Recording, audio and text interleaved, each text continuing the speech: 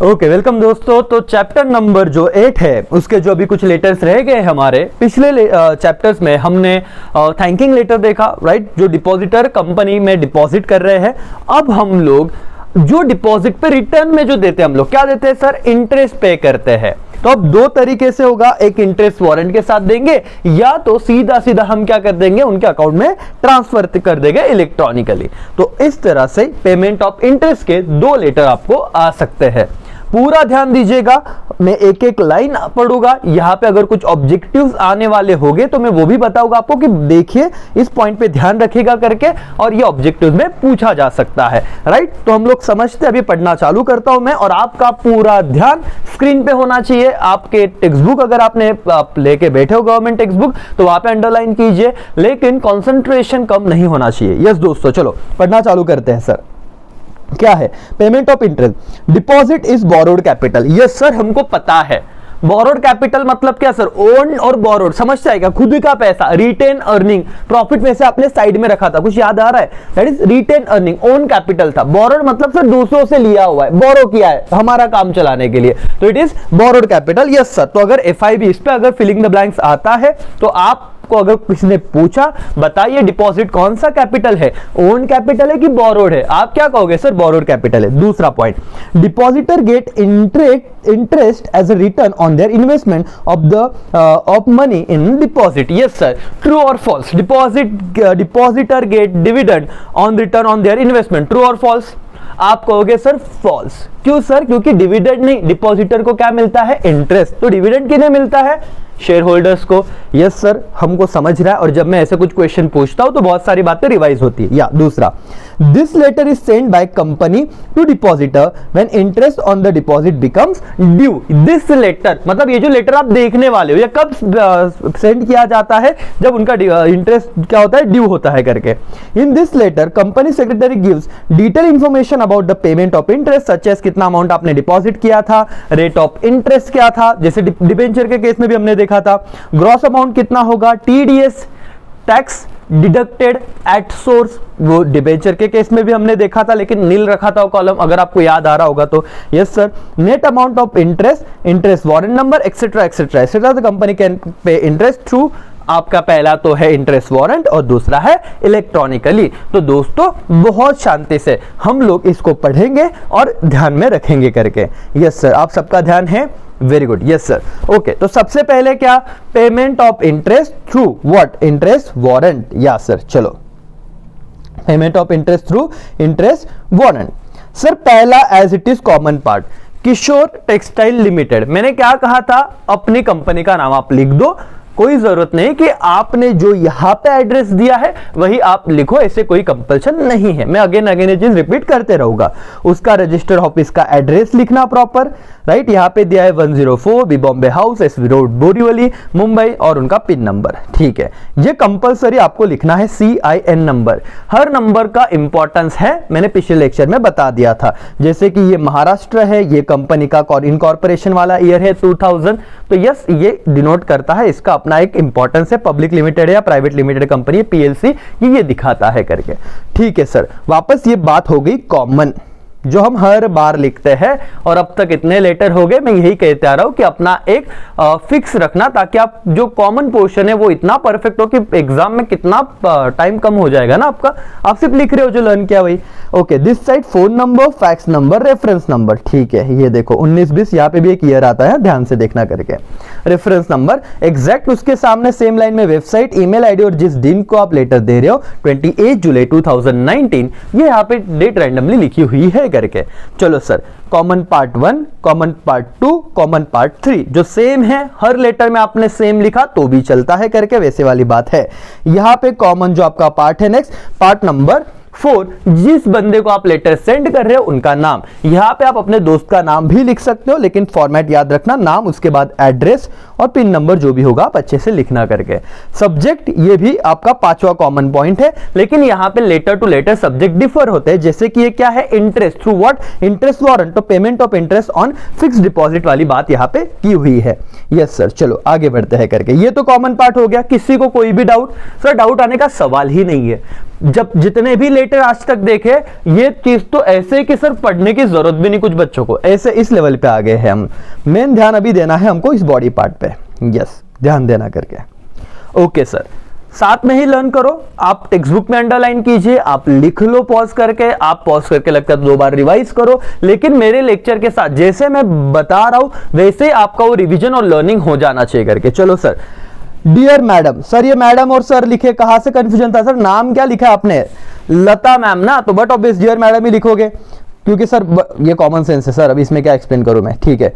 अभी आई am instructed by board of director to inform you that the interest at 10% on your fixed deposit approved by board has become due। कुछ बातें मैं आपको समझाना चाहूंगा। Sir learn नहीं होता तो कोई दिक्कत नहीं, समझेगा तो लर्न हो जाएगा, नहीं समझेगा तो नहीं होगा।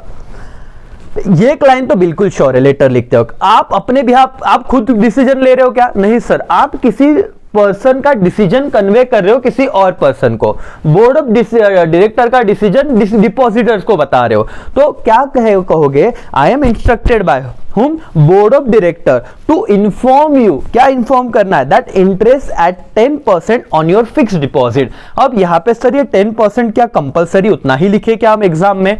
तो वापस मैं कहूंगा दोस्तों, आपको 12% लिखना है आप 12 लिखिए, आपको 12.5% लिखना है आप 12.5 लिखिए। तो ऐसा नहीं है कि एज इट इज रटना है। हाँ इंटरेस्ट, बट ऑब्वियस इंटरेस्ट का लेटर है तो इंटरेस्ट रेट तो आएगा ही, तो 10% अगर ध्यान में रखना है तो 10% रखो। कितना? इंटरेस्ट है 10% on your fix deposit approved by home? Board of director जो अप्रूव किया था, बोर्ड ने जो अप्रूव किया था वो अभी ड्यू हो गया है करके। पहले फुल स्टॉप तक समझा? किसी को कोई भी दिक्कत है लगता है तो लेक्चर पॉज करके वापस एक बार पढ़ लो वो चीज, राइट? आगे बढ़ता हूं मैं। We are enclosing here with interest warrant number 3345 comma, रुको यहां पे। वी आर इंक्लोजिंग, इस लेटर में हम क्या कर रहे हैं? अटैच कर रहे हैं। किसको अटैच कर रहे हैं सर? इंटरेस्ट वारंट को। क्या नंबर सर दे अपने हिसाब से लिखे 1 2 3 4 लिखो, क्या फर्क पड़ रहा है, राइट? लेकिन लिखना जरूर। डेटेड क्या? 25 जुलाई 2019, drawn on axis bank Borivali branch for ₹2500। कौन से बैंक पे ड्रॉ किया था दोस्तों? Axis bank. सर हम SBI लिखे तो चलेगा क्या? चलेगा। सर बोरीवली ब्रांच मैंने लिखा कॉलेज रोड ब्रांच, चलेगा क्या? चलेगा। सर मैंने लिखा कोथरूड ब्रांच, चलेगा क्या? चलेगा। तो ये सब एग्जाम्पल, ये एक ड्राफ्ट फॉर्मेट है, आप समझ रहे हो क्या? मतलब ये पैराग्राफ बच्चा अपने हिसाब से लिखे तो भी कोई दिक्कत नहीं है, सिर्फ आप कंसेप्चुअल समझो। उसने कहा कि मैंने क्या किया? डिपॉजिट वारंट, यहाँ पे इंटरेस्ट वारंट अटैच किया है जिसका कुछ तो नंबर है। नंबर आपने 1 2 3 4 लिखा अपने मर्जी से, इंटरेस्ट आपने 10% लिखा अपनी मर्जी से। कौन सी डेट को दिया था? 25 जुलाई को। लेटर कब सेंड कर रहे हो सर? बट ऑब्वियस इसके बाद वाला ही डेट रखना, मैंने हमेशा कहा था 28 जुलाई। यही कुछ चीजें जो बहुत कॉमन थी आप उसको नोटिस कर रहे होगे। Yes sir. कौन से बैंक में ड्रॉ किया है? यहाँ पे इन्होंने दिया एक्सिस बैंक, आप लिखो SBI बैंक, आप अपनी ब्रांच बना दो। कितना अमाउंट सर? 2500। अमाउंट भी आप ही लिखना, लेकिन जब ये कॉलम आएगा तो इसका क्या लिंक है वो भी मैं बताऊंगा। शांति से सिर्फ देखते रहो। क्या इतना पैराग्राफ हुआ? एक कॉन्फिडेंस आएगा, हाँ सर अब हमको समझ रहा है, अब हमको ऐसे कुछ दिक्कत नहीं आ रही करके कि भाई आउट ऑफ द बॉक्स या नहीं समझेगा करके। ठीक है चलो आगे बढ़ते हैं। Your company has compiled with all the provision relating to payment of interest on deposit। ये वापस कॉमन लाइन आ गया सर। ये payment of interest on debenture में था, ये डिविडेंड के केस में शेयर्स के, मतलब शेयर्स में जब आपने डिविडेंड का लेटर बनाया था उसमें था।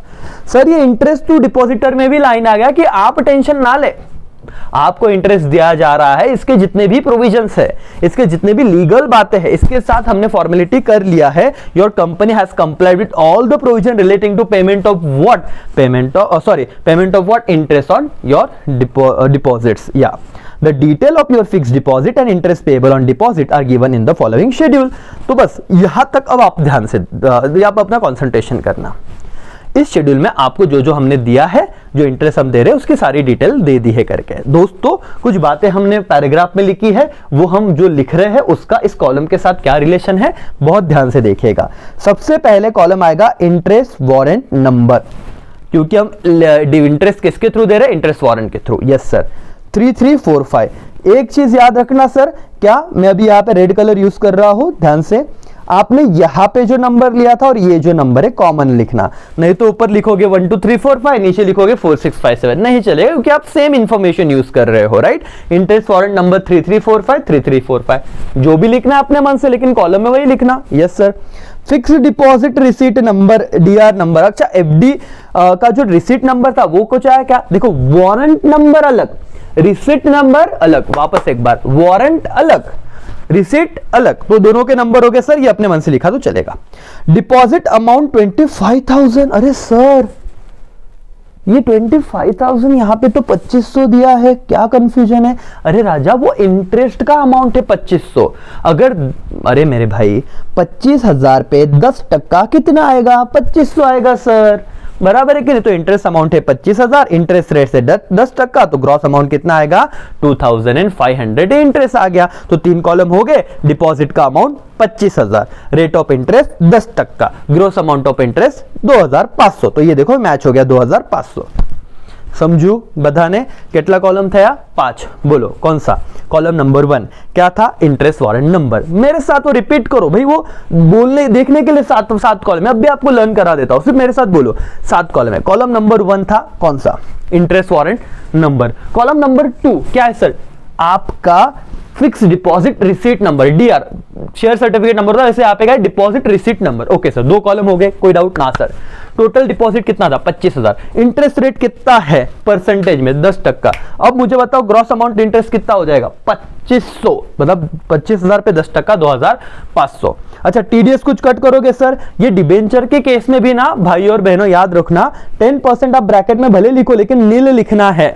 क्यों सर? क्योंकि लीगल कुछ तो ना थ्रेशोल्ड लिमिट दिए होते हैं, उसके ऊपर अगर अमाउंट गया तो ही वो टीडीएस चार्ज करते हैं। और आपने जो अमाउंट लिए है, और मैं चाहूंगा कि आप जनरली इसी अमाउंट को फॉलो कीजिएगा, ताकि आपको भी मतलब इसके करीब अमाउंट 10,000 से कम ही रखना, इंटरेस्ट का अमाउंट जब भी लेटर आएगा, तो ये टीडीएस का झंझट ही नहीं रहेगा। आप यहाँ पे नील लिखना, तो ग्रॉस हुआ, टीडीएस चार्ज किया, और बाद में नेट अमाउंट कितना हुआ इंटरेस्ट पेएबल। अगर 2500 में से कुछ डिडक्ट हुआ ही नहीं है तो कितना अमाउंट रहेगा? 2500 ही रहेगा।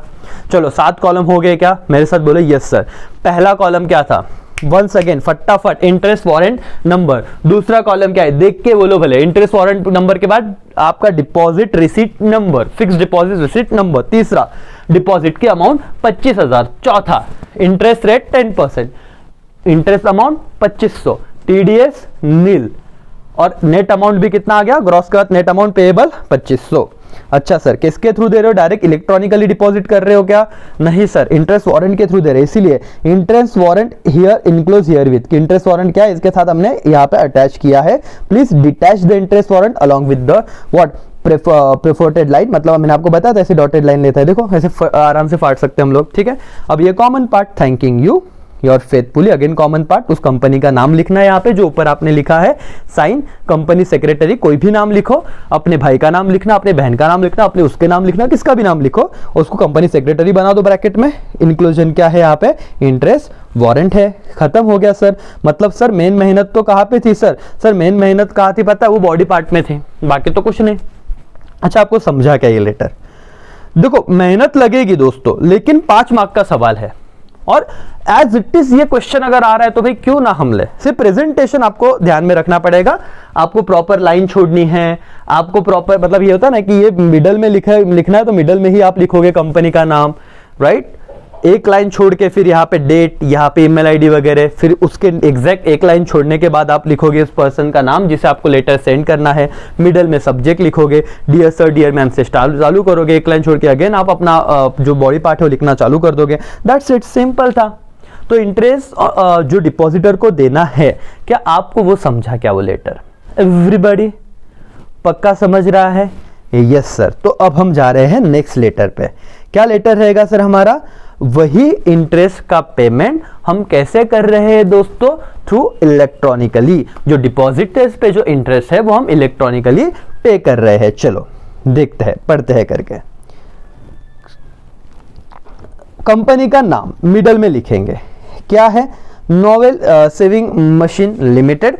मैंने कहा आप अपनी कंपनी पहले ही बना के रखो, ओम साई लिमिटेड। जैसे कि टाटा लिमिटेड। सर कंपलसरी नहीं कि आप अपने हिसाब से कंपनी का नाम बना सकते हो सर, वही बातें रिपीट हो रही है। Registered number, company identification number इतना सेम रहेगा। अगेन यहाँ पे phone number, fax number, reference number, कोई भी एक चीज अभी याद करके रखिएगा। Website, email ID and date, किस डेट को लेटर भेजा है, 5 अप्रैल को 2019। ठीक है, आप अपने हिसाब से डेट यहाँ पे बदल सकते हो।